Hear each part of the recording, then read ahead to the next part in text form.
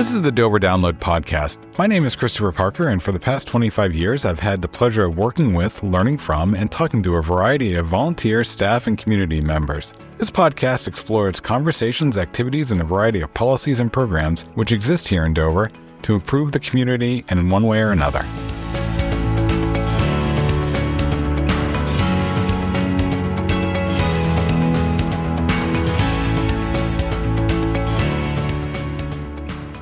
What had been a one-off conversation with George Maglaras turned into a second episode, and now we're going to have a third episode. So, George, we might as well have a series on Waterfront. Welcome back, George Maglaras, to talk to us once again about the history of the Cochecho River. George, I think the first time you were in, we talked about the environmental issues and the sort of reawakening that your dad had about shouldn't treat the river that way. Right. And then the last episode, you talked to us about some of the industry and the activity around that people hadn't thought about. You mentioned there was a beach behind One Washington, or as you and I think of it, the Claristad building. I'm hoping today we can continue that conversation and talk about the beginnings of redevelopment. And in my mind, some of the work that you on the planning board did in the early 80s with creating the UMA district, the urban mixed-use district, thinking about the Pacific Mills plan. Right. I know I remember talking to you probably 15 years ago about a plan I found in the planning vault that was going to take the Cochecho River and bury around Henry Law Park and then have it like a canal go underneath. Right, they were going to fill it in. Yeah. So I want to hear about that. Yeah, well, welcome back. Yeah, well, thanks for having me back. You know, from the turn of the last century up until about and into the 1980s, the mills went through. They shifted from being cotton mills. The first printed calico material that was ever made in the United States was made here in Dover. A lot of people don't know that. Into the 1980s, the mills were in tough shape. They had the second, third, and fourth floors of the mills were all basically abandoned. I know the city owned the Cochecho Mills, the Pacific Mills. Right. But we never owned One Washington, right? That's correct. Claristad was there during the war, the Second World War. I love that you still call it that because that's how I call it Claristad. I can't get used to One Washington Center because, no offense to Eric. He's done a great job. Right. I still think of it as Claristad. He has. And, so we decided that we needed to do something about leveraging some private investment. We didn't want the city to own it again. Yeah, right. All right. The city owned it a bunch of times. The businesses would go bankrupt and they would fall upon the city, and the city would try to keep something going there. So the city owned it and then sold it off, and then, it comes back to the city again. No different than the waterfront land. Right. The waterfront land came to the city of Dover about 100 years ago through that same process. So when we were looking at that from a planning board perspective, a lot of communities had started old dying mill towns, like Dover was a mill town. But what they were doing with some of the, especially down in Lawrence, Massachusetts, and in Manchester to not as great of an extent, but certainly down in Connecticut and those areas. So what we wanted to do, I worked with Tim Sheldon to change the zoning. The waterfront was all industrial zoned. Yeah. So although we had built a couple of industrial parks in town, there was still this attitude that the mills were industrial, right, and they should be in industrial use, even though it made little sense economically. You can build Butler buildings. Butler buildings were first coming around. I don't want to date myself here, but you could build a Butler building in an industrial park, heat it, be all one floor. Manufacturing was all on one floor. Spread it out. You can do a lot of different things when you're manufacturing things that are much more efficient than you can in some multi-floored old mill. Right, with short ceilings. Short ceilings, big poles every 8 feet. They were carrying the load of the roof. So when I was working with Tim Sheldon, we decided to come up with what we call the Urban Multiple Use District, which was an effort to create a mixed-use development and try to incentivize someone to leverage private investment to be able to go in here and do something with it. Of course, parking was always an issue here in Dover, had been for decades.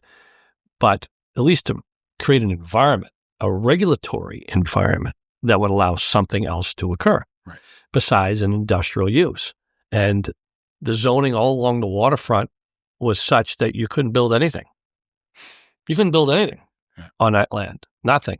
You couldn't meet the zoning. Lots are awkward. The lots were awkward, right? They didn't meet any. They didn't meet any. The minimum you had to have. I remember 25,000 square feet of land area before you could build anything. But it had to. They're all like 4,000 square foot lots. Yeah, they're all these tiny lots. You had to have 25,000 square foot minimum, and you had to build an industrial building. Well, I mean, come on. It just made no sense. It doesn't make any sense now. Right. It started making no sense in the 80s. So Tim and I worked to redraft the zoning ordinances, which it did include soya mills, to try to leverage private investment. And we really had a vision of putting mixed use in those buildings, have people actually live in the second, third, and fourth floors. And at the same time, we looked at our central business district during the 80s and did the same thing with the central business district. Because back then you could warehouse stationery, right? Okay, or warehouse whatever you were selling on the second and third floor, but we wouldn't allow too much residential. And we had some very, very draconian rules about parking. No matter what you built, you had to provide parking for it. Right. So then we started, when there was some economy moving, the person or the developer or the property owner had to buy the building next door and tear it down. Right. In order to put for parking. But I was excited about the UMUD district, and we had a fellow come to town named Tim Pearson who invested a lot of money initially in the mills. He and Joe Sawtelle bought the mills. Right, yeah. Tim had actually worked for Joe Sawtelle initially. Okay. And then Joe was a private investor helping Pearson out. And Pearson did a lot of buildings in town. He did a pretty good job with a lot of buildings in town. But as usual, after a while, people got upset with Tim Pearson because they thought he was making too much money. Yeah.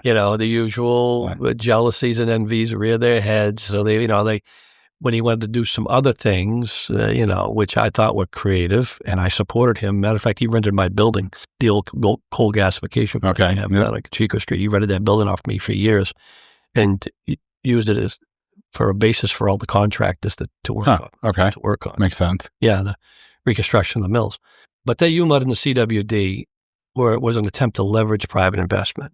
And I think the city's been trying to do, especially with you, Chris, has done a great job of trying to do that, understanding that economies drive this, the train here. And you've got to have somebody willing to invest the money. If not, your community just rolls over and dies. I remember meeting you about 20 years ago, and you came in and you said, this is what I wanted to do in 1980. How do we do it? And we were on the same page. Right. You and I were on the same page that this is the vision needs to be this mixed use, this vibrant, active space. Right. You need to have people living. You need to have people. If you don't have the people, you won't support the businesses. Right. And I saw so many businesses leave Dover when I was growing up. I saw a lot of people just leave town. There's a lot of abandoned buildings, with a decaying infrastructure, and you've got to create that vibrancy, and you've got to allow it, and you have to allow. You got to get out of the way. Set up the framework and get out of the way. Right. Just create it by get rid of your regulations that are draconian in nature, that make no sense, that are really punitive. Yeah. And Dover had a long history of creating punitive regulation for the sake of doing it, for whatever reason. I can remember when we first had PVC pipe, and we had plumbing codes, and we wouldn't allow PVC pipe because the local plumbers thought that they would put them out of business. Really? So we were selling PVC pipe in places like hardware stores. Yeah. But our codes would not allow it. So, I've lived through all that. Some of the stuff that we would do, it kind of wanted to make Dover just a one-horse town, kind of. There was some old parochial attitude. Now, and there was a lot of envy and jealousy. I hate to say that, but it's the facts. It's just human nature. So they would use, Dover's always had a volatile political environment. It's not that bad now, but but for a long time there was definitely a eating our own. Yeah, eat your own, and if somebody wanted to try to do something. And when I was on the planning board, there wasn't a project I didn't like. I thought it was great that people were investing in their future. But the downtown, those mills, I was offered Claristat for $1 personally. I could have bought Claristat building for $1 when Hawker Siddeley left. When they were involved in a hostile takeover with British Tire and Rubber. We lost a couple hundred jobs there. Yeah. And I spoke to the owners in England, and they said, "We'll just give you the bill. We don't want anything to do with it. We're going to Mexico." Right. So That's right. all this industry that we had was going to Mexico or going to South America. Some going to Canada. We had a lot of things going on in the 80s and 90s with NAFTA, and when that happened, that had a drastic effect on our economy here. But I could have bought the mill for $1. They were going to give it to me. I remember the property taxes being $13,000 a year, and I was trying to figure out how I could make it pay. Could reestablish the beach and then put the beach that was there. So I had looked at it and I said, we need parking. We got to have parking for this thing. And what I really wanted to do, which it ended up being, by the way, what I really wanted to do at the time was to create some small incubator space for small entrepreneurs who are just starting off. We had a bunch of artists in town that were looking for places to go, and the art center in there is great. That whole community that's grown off there, and I'm happy that happened. That was the right thing to happen there for some small entrepreneurs. Yeah, and we never really have done a lot to help small businesses, and we just didn't do that in our regulations. We just wouldn't allow it. So in talking with Joe way back, I could have had it for $1. I called up Joe Sawtell. I said, "You got the capacity to do this?" I'll sell it for $1.50. Yeah, Ray Martineau and I actually looked at it, and we were gonna buy it and try to do something with it. There was no bridge there then. There was the old Washington Street Bridge, the old truss bridge we had there that was dilapidated, had a pedestrian walkway across it. So we thought about using some of the River Street for parking, which we ended up eventually doing. Right. But the city at the time said, "No, we don't want." They still had Public Works there, and Public Works trucks had to get in and out. And I told them one time, I said, if you rebuilt the Washington Street Bridge and you kept Public Works there, you could pay for the bridge just in the gasoline. You would save from running Public Works trucks all the way down around Henry Law Avenue and up through, to get up to the northern part of the city. But, of course, that all fell on deaf ears. I was probably being a little facetious, but it was true. Right. It was accurate. So anyway, working with a lot of folks that had a similar vision, younger folks that didn't have so much of the old guard mentality, worked with me on the UMUD and CWD districts. So around that time, there was the plan to fill in the river, right, and canal under essentially Smiley's, right? It was right. You were going to divert it, right? We were going to fill the whole river in, and we were going to put a culvert. Then we're just going to put a big culvert. I'll give you even a better one. When they first built the treatment plant there, they were going to dam off behind the power station on Cochecho Street at the Upper Narrows. They were going to build a dam right there. The river's only about 50, 60 feet wide there. They were going to build a dam. And instead of building a treatment plant, we were going to have a big giant lagoon there. Ooh. And have the sewage all go into this big lagoon and aerate it with air compressors. And of course, my dad fought that, and my uncles fought that bitterly, saying, "Well, you're out of your minds. You're gonna create this giant lagoon in the downtown, And that's when they come up with the idea of just taking and filling in the river with a culvert from the dam, just below the base of the dam, all the way around until you got down to about where Young Street exits. Yeah. They were going to just fill the whole thing in and have just a big giant culvert, and then tie Claristad into Henry Law Park, or watch Henry Law Park, and then build this dam at the Upper Narrows and have a cesspool there. That was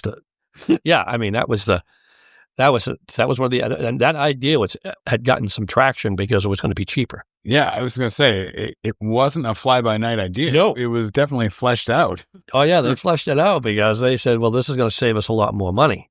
But that would have been just a horrendous decision. It was bad enough to put the treatment plant there in the beginning, but to do that. Right. And insult to injury. Yeah, I mean, it was just, I'm glad some more thoughtful people thought further ahead than that and decided not to have that. Well, knowing some of the way decisions have been made, it was probably 25 cents more expensive than they thought it was going to be. Right. They said, we can't do it. Yeah, we can't do it. Right. Well, actually, the dam and the lagoon idea was actually a cheaper alternative than actually building the wastewater treatment plant, because the regs, again, here we go back to regulations. The regs, if you had a lagoon, were less strict than they were if you had a treatment plant. If you had a treatment plant, you had to do other things. You had to take the solids out. You had to treat the solid. You had to, make sure you dropped them in the appropriate landfill. You had to inject the effluent with a certain amount of chlorine. But if you have a lagoon, about 65% of the water actually evaporates.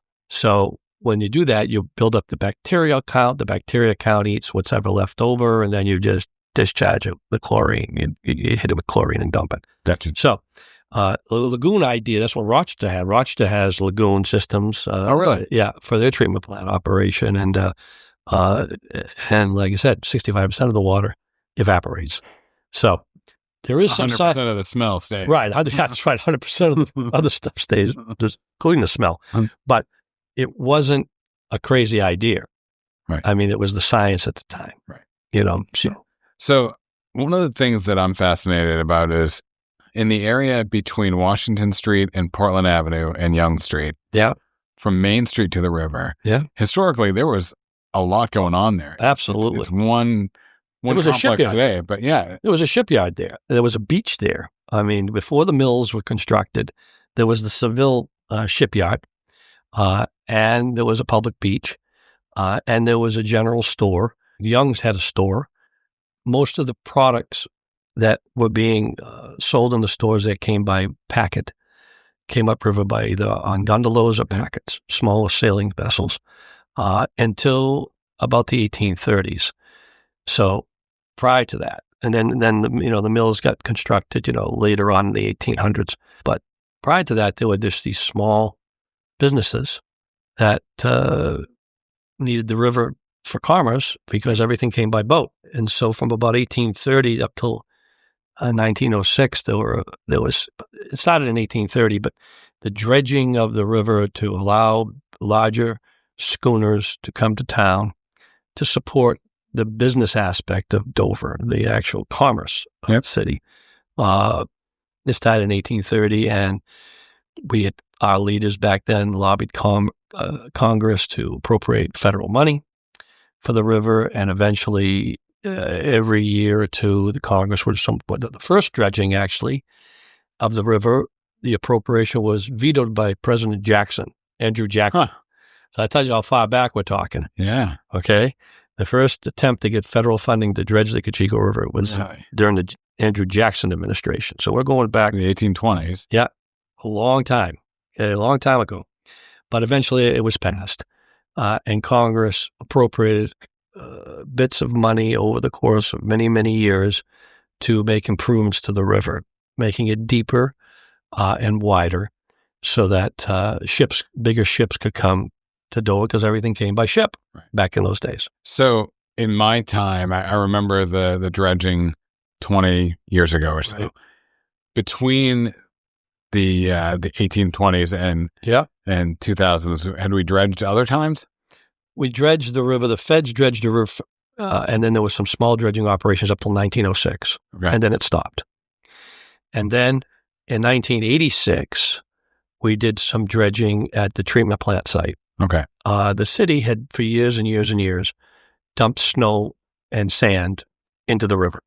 So during the wintertime, we would clear the streets of all the snow, and whatever was in the snow bankings, trash cans, big wheels, whatever was in the snow bankings got picked up by the front end loaders, brought down a river street, and we would push it all in the river. So we had dumped thousands of cubic yards of sand and non-point contamination into the river. So much so that it started to fill the channel of the river in where the marina is. Wow. It just filled it in. I only had 3 or 4 feet of water there at low tide. We used to have 10, 12 feet of water. And the sand there was so much of it dumped for a long period of time. So I had asked the city to stop doing that because they were just filling the river and killing it. Yeah. And they debated it back and forth. And the city council finally voted in 1983 to stop dumping the sand in the river. I said, you can reuse the sand, dump it up at Maglaras Park, and reuse it. You can sift it and reuse it. And they were like looking at me like I had three eyes because it's just as easy to go to a sand pit and dig it up. I said, but you could reuse the sand. So we started doing that eventually, but it started. So in 86, we did a small dredging project where I had first met Dana Lynch, who chaired our Waterfront committee. He worked for an outfit called, him and Paul Connolly started their business, Civil Works. I first met Dana when he was working for an outfit called Costello that went down and did a sediment analysis. Okay. And that's when I first met Dana when he first came to Dover. We should have you on for a fourth time, have Dana come with you and chat about because you both were so instrumental in the 90s in getting things moving. Yeah, absolutely. It'd be great to talk with Dana and have to do a show with him. But the bottom line was we did that dredging. Yeah. And then I was finally able to convince Congress during the Clinton administration that they should come back in and meet their statutory obligation to dredge the river because the Cochecho River is a federal channel and has been for over 100 years. So that means that the Army Corps of Engineers has to maintain it as in their repertoire of all rivers they maintain, including the Mississippi, as an example. Okay. So, but there's a priority list. And when Tom McIntyre was United States Senator from New Hampshire, Tom McIntyre ranked 16th in seniority in the United States Senate. And that list for the Army Corps is a very political list. It's hugely political.